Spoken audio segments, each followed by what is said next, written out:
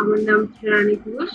আমি software engineering কোর্সে 43 ব্যাচের স্টুডেন্ট। বর্তমানে আমি স্ট্রিট ইউনিভার্সিটিতে সিএসসি ডিপার্টমেন্টে ফার্স্ট সেমিস্টারে পড়ছি।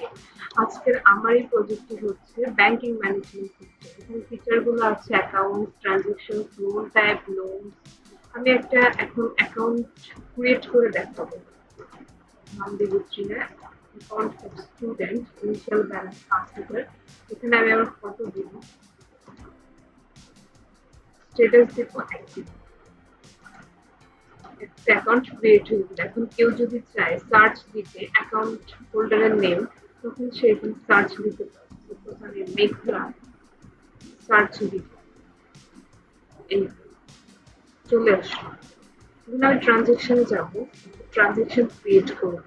অ্যাকাউন্ট সিলেক্ট, অ্যাকাউন্ট হচ্ছে ত্রিনা, ডিপোজিট অ্যামাউন্ট 5,000, উইথড্র দিব 1,000।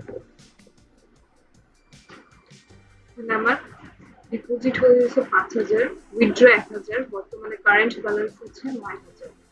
আমি লোন টাইপের জন্য কি টাইপের লোন নিতে চাচ্ছি, সাপোজ আমি বিজনেসের জন্য লোন নিতে চাইছি, লোন টাইপ ক্রিয়েট করব, লোনসে যাব, একটা লোন নিব, অ্যাকাউন্ট আইডি দিব ত্রিনা, লোন অ্যামাউন্ট 50,000,